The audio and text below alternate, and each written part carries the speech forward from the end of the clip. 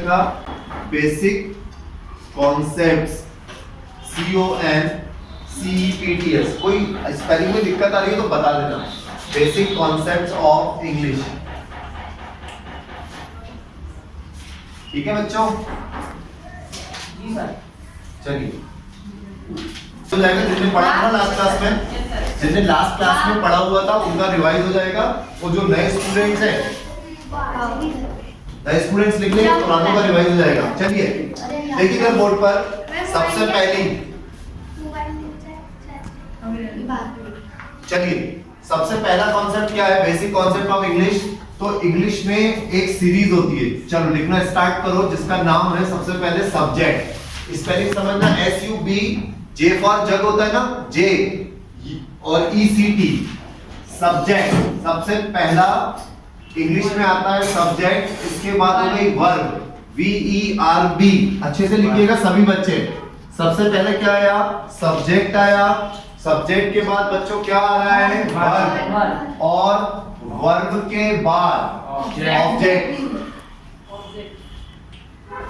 ठीक है? ऑब्जेक्ट आ गया। ये तीन चीजें होती है। इसको कॉपी में ऐसे ड्रॉ कर लेंगे, SVO। बताइए आप लोग, सभी लोग लिखिएगा अच्छे से। इंग्लिश में सबसे पहली जो सीरीज होती है वो क्या होती है? सब्जेक्ट, वर्ब और ऑब्जेक्ट। आ रहा है समझ में? क्या होती है? सब्जेक्ट, वर्ब और ऑब्जेक्ट।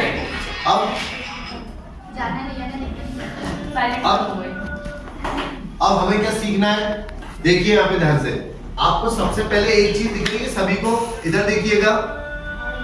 दे आओ, देखिए डिस्टर्ब होगी बार बार, जाओ दे आओ। देखो सबसे मेन चीज क्या है? इधर देखिएगा बोर्ड पर।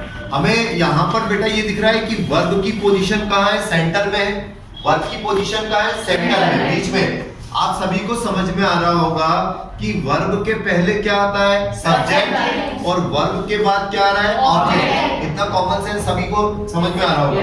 अब हमें ये सीखना है कि ये तीनों चीजें होती क्या है। समझ में आ रहा है? तीनों चीजें क्या होती है ये हमें सीखना है। समझ में आ रही बात? तो सबसे पहली डेफिनेशन हमें लिखना नहीं है। आप लोग क्योंकि अभी टीनेज के हो तो आपको ये सब कॉन्सेप्चुअल नहीं सीखना है, बट आपको ये जरूर याद रखना है, माइंड में सेट करना है। जैसे अच्छा, जैसे मैं आपको ये उठाता हूँ तो आपको समझ में आ रहा है ये क्या है? मोबाइल। क्या आपने लिखा कॉपी में? पता है ना? ये सब नो। जैसे आपका कौन सा बोर्ड है? Black board. पता है? तो वैसे ये तीनों चीजों के बारे में बताऊंगा, पर आपको लिखना नहीं है, केवल आपको अपनी मेमोराइज करना है, समझना है। तो सबसे पहले मैंने आपसे बोला सब्जेक्ट क्या होता है? What is the meaning of subject? तो आपको क्या याद रखना है? Who does the work. Who does the work का मतलब क्या होता है? जो काम करता है उसे हम क्या बोलते हैं? सब्जेक्ट। क्या बोला? रिपीट करिए सभी लोग। जो काम करता है उसे हम सब्जेक्ट। और इंग्लिश में भी बोलना है, हु डज दी वर्क। क्या बोला? जो काम करता है। तो इंग्लिश में मैंने क्या बोला? Who does the work. जो काम करता है उसे हम क्या बोलते हैं? सब्जेक्ट। समझ में आ गया? ये हमारी पहली डेफिनेशन हो गई। दूसरी डेफिनेशन ये बोलती है फ्रॉम विच। फ्रॉम विच का मतलब हिंदी में होता है जिससे। फ्रॉम विच का मतलब क्या होता है? जिससे। समझ में आ रहा है? From which we know about the action. इसको लिखना नहीं है आप लोग, हैं? तो वर्ब का मतलब लास्ट में मैंने क्या लगाया? From which we know about the action. From which का मतलब क्या हुआ? जिससे। वी का मतलब क्या हो गया? हम। नो का मतलब जानना। नो का मतलब जानना। अबाउट मतलब किसी चीज के बारे में। तो किसके बारे में जानना? एक्शन। आपने कभी वीडियो शूटिंग के बारे में सुना है? फिल्मों की शूटिंग होती है तो वहां पे एक डायरेक्टर होता है, वो क्या बोलता है? Light, camera, action. जैसे ही वो एक्शन बोलता है तो जो हीरो हीरोइन होते हैं वो अपनी नोटंकी मतलब एक्टिंग करना क्या करते हैं? शुरू करते हैं। जैसे गाना बजा तो डांस करने लगेंगे, कुछ डायलॉग बोलने लगेंगे, या पिटाई का सीन चल रहा है तो क्या होगा? मारा पीटी होने लगेगी। तो समझ में आ रहा है? दो चीज समझ में आ रही है। सबसे पहले मैंने आपको बताया सब्जेक्ट, तो बताओ एक बार फिर से, सब्जेक्ट क्या होता है? जो काम करता है। तो वर्ब का मतलब केवल क्या याद रखना है? एक्शन। एक्शन मतलब जिससे हमें काय का पता चलता है? काम का। समझ में आ रहा है? वर्ब क्या होती है बताओ? वर्ब क्या होती है? एक बार फिर से बोलो। जिससे हमें काम का पता चलता है। अब एक बार बोर्ड से इंग्लिश में पढ़ के बताओ क्या लिखा हुआ है। पढ़ के बताओ इंग्लिश में फ्रॉम विच बोलो। Which we know about the action. पढ़ते आ रहा है ना? तो जिससे हमें काम का पता चलता है। अब ध्यान से देखो दो चीजें। मैं आपसे बोलता हूं अनुपम पढ़ा रहा है, ठीक है? अभी तक आपने अपने नाम बताए थे, मेरा नाम अनुपम है, ओके? मैंने कहा अनुपम पढ़ा रहा है, तो पढ़ाने का काम कौन कर रहा है? अरे शर्मा नहीं, बोलो मेरा नाम लेके। अनुपम तो नहीं बोल रहा कोई। क्या नाम है? परमाणु बम क्या अनुपम क्या अनुपम? ठीक है, कौन पढ़ा रहा है? अनुपम पढ़ा रहा है। तो बेटा काम कौन कर रहा है? काम कौन कर रहा है? अनुपम कर रहा है। तो हु डज दी वर्क? जो काम करता है वो कौन हो गया? तो अनुपम कौन है? सब्जेक्ट है। ठीक है, समझ में आया? अब अनुपम क्या कर रहा है? काम कर रहा है। काम का मतलब कैसे हो गया? एक्शन। क्या काम कर रहा है? क्या काम कर रहा है? जैसे मैंने बोला अमन डांस कर रहा है, अमन डांस कर रहा है, तो कौन कर रहा है? अमन। डांस करने का काम कौन कर रहा है? अमन। क्या काम कर रहा है? आ गया, तो एक्शन क्या हो गई? डांस।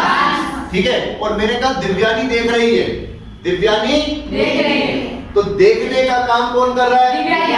तो दिव्यानी क्या हो गई? सब्जेक्ट। क्या काम कर रही है? मैंने कहा काजल सुन रही है। अरे बताओ, उसकी तरफ मत देखो, मेरी तरफ देखो। काजल सुन रही है, तो सुनने का काम कौन कर रही है? काजल। काजल क्या है? क्या काम कर रही है? सुनने का। दोनों कॉन्सेप्ट आ गए। अरे यस और नो? पक्का? आ गया। अब ध्यान से सुनना, मैंने आपसे बोला, एक चीज बोलता हूं, मैंने आपसे कहा कुत्ता भौंकता है, ठीक है? क्या बोला था? कुत्ता भौंकता है। हंस रहे हो तुम लोग मेरी तरफ देखकर, हैं? क्यों? तो भौंकने का काम कौन कर रहा है? तो कुत्ता क्या हो गया? क्या काम कर रहा है? आ गया। तो बेटा दो चीज समझ में आ गई, सब्जेक्ट क्या होता है, वर्ब क्या होता है, कोई पूछेगा तो बता दोगे, है ना? मुंह चुपचाप नहीं रहना है, मुंह पे उंगली रख के बताना है कि हमें आता है। हम हमने सीख लिया अनुपम सर से, सभी को आ गया। अब देखो मैं तीसरी डेफिनेशन लिखता हूं। तीसरी डेफिनेशन ऊपर की हेडिंग डाली थी सभी ने कॉपी में? सभी ने डाली थी? Yes sir. किसी ने नहीं लिखा हो तो लिख लिया सभी ने? मिटा दूं? अच्छा एक काम करना, तुम लोग चाहो तो लिख लेना, अच्छा रहेगा। चलो बाद में लिखना, अभी थोड़ा सा मैं समय दूंगा, पहले मैं तीसरा पॉइंट लिखता हूं। अच्छा एक एक चीज का मीनिंग समझना, जैसे इससे ना तुम्हारी इंग्लिश अच्छी होगी। जैसे आज मैंने आपसे बोला ना फ्रॉम विच, फ्रॉम विच का मतलब क्या बताया? जिससे। फ्रॉम विच का मतलब जिससे, तो ऐसे मौके आने लगेगी। जैसे बी का मतलब क्या हो गया? हम। नो का मतलब जानना। अबाउट का मतलब बारे में। ऐसे धीरे धीरे आएगा। तो मैंने लिखा फॉर विच। फॉर विच का मतलब होता है जिसके लिए। बोलो क्या होता है फॉर विच का मतलब? जिसके लिए। जिसके लिए सब्जेक्ट है ना, SUBJECT, इसको अच्छे से लिखना, JECT। For which subject does the work. Does the work, do पढ़ा है ना, डू मतलब करना, सिंगुलर फॉर्म है। अब देखो सुनो ध्यान से, फॉर विच का मतलब कोई बात, फॉर विच का मतलब क्या होता है? जिसके लिए। क्या बोला? फॉर विच का मतलब जिसके लिए सब्जेक्ट काम करता है। क्या बोला? फॉर विच मतलब जिसके लिए सब्जेक्ट काम करता है, तो उसे हम, ये तीसरा नंबर है, तो बेटा उसे हम क्या बोलते हैं? समझ में आया? एक बार फिर से इंग्लिश में पढ़ के बोलो क्या लिखा ऊपर, है ना? फॉर विच सब्जेक्ट मतलब जिसके लिए सब्जेक्ट क्या करता है? काम करता है। ठीक है, उसे हम क्या बोलते हैं? ऑब्जेक्ट। अब एक सिंपल सी बात है, मैंने यहाँ पे लिखा, ठीक है, मैंने यहाँ पे एक हिंदी में वाक्य लिखा, लास्ट क्लास में बताया था, फिर अब आगे चलेंगे। अपनी खाना बनाती है। आ रहा है समझ में? Yes sir. आपने सुना ना एक word made in China? Yes sir. अरे सुना है कि नहीं? Yes sir. तो ये जो मेड होता है ना, जैसे गो मतलब क्या होता है? जाना। तो गो की सेकंड फॉर्म क्या होती है? मेड। वैसे ही एक वर्ड होता है MEKE, मेड। मेड की सेकंड फॉर्म क्या होती है? मेड। अब तो मैंने आपसे कहा मम्मी खाना बनाती है, तो खाना बनाने का काम कौन कर रही है? सभी को आ रहा है? तो मैंने मम्मी के नीचे क्या लिखा? सब्जेक्ट। आया? मम्मी के नीचे क्या लिखा? सब्जेक्ट। तो क्या काम करती है मम्मी? बनाती है। तो खाना बनाना वर्ब नहीं है, केवल क्या है?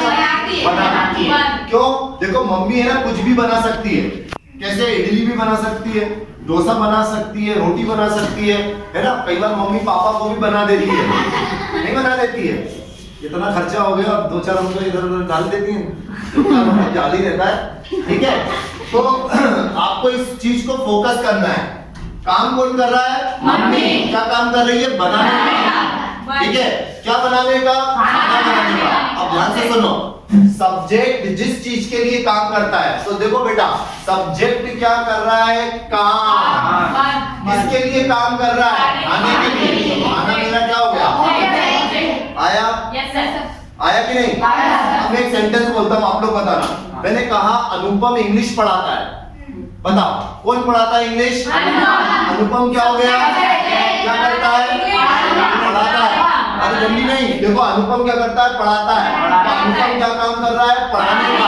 अब सब्जेक्ट काम कर रहा है किसके लिए? इंग्लिश के लिए। आ गया? Yes sir. सभी को आ रहा है? ये सब नो? Yes sir. चलो एक और बताओ। मैंने कहा विराट कोहली क्रिकेट खेलता है, बताते चलो कौन खेलता है? सभी लोगों को बताना है। तो क्रिकेट कौन खेलता है? विराट कोहली। विराट कोहली क्या है? सभी को आया? बॉयज गर्ल्स सभी को आ रहा है? क्या काम करता है विराट कोहली? खेलना। खेलना क्या हो गई? बात। सभी को आया? अब बचा क्या? क्रिकेट। क्रिकेट क्या है? आ गया पहला रूल? अच्छे से आया? पक्का? सही बताइए? तो एक काम करो, इसको लिख लो। अब लिखो, और ये एक एग्जांपल भी लिखो, फिर मैं और पूछूंगा। अब ये लिख लो डेफिनेशन। इसको कैसे लिखोगे? इधर देखो, इधर देखो सभी लोग, इसको कैसे लिखोगे? पहले फर्स्ट नंबर है ना, तो वहां पर ऐसे एस बना के ऐसे बना के फिर लिखना, फिर वी की डेफिनेशन ऐसे, फिर ओ की ऐसे। ठीक है, ऐसा लिखना। और जहां स्पेलिंग समझ में नहीं आ रही पूछ लेना। तो सब्जेक्ट की डेफिनेशन क्या है? Who does the work. और हिंदी में नहीं लिखेंगे, इंग्लिश में याद रखना है सबको। ठीक है, हाँ उसकी डेफिनेशन। कॉपी के बीच में हेडिंग डालना, कॉपी के बीच में हेडिंग डालो NUMBR, बीच में होता सेंटर में। आज वो डालो, दोबारा से डाल दो। N for NUMBER, number NUMBER। Mobile number होता है ना बच्चों? मोबाइल नंबर, वही नंबर। ठीक है, अब नंबर का मतलब हिंदी में क्या होता है? वचन।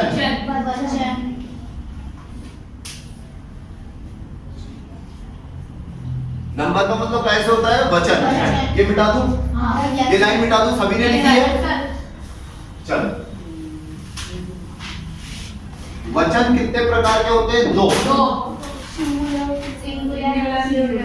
वेरी नाइस, लास्ट क्लास में पढ़ाया था। तो लिखो सबसे पहले 1 और यहाँ पे लिखो 2।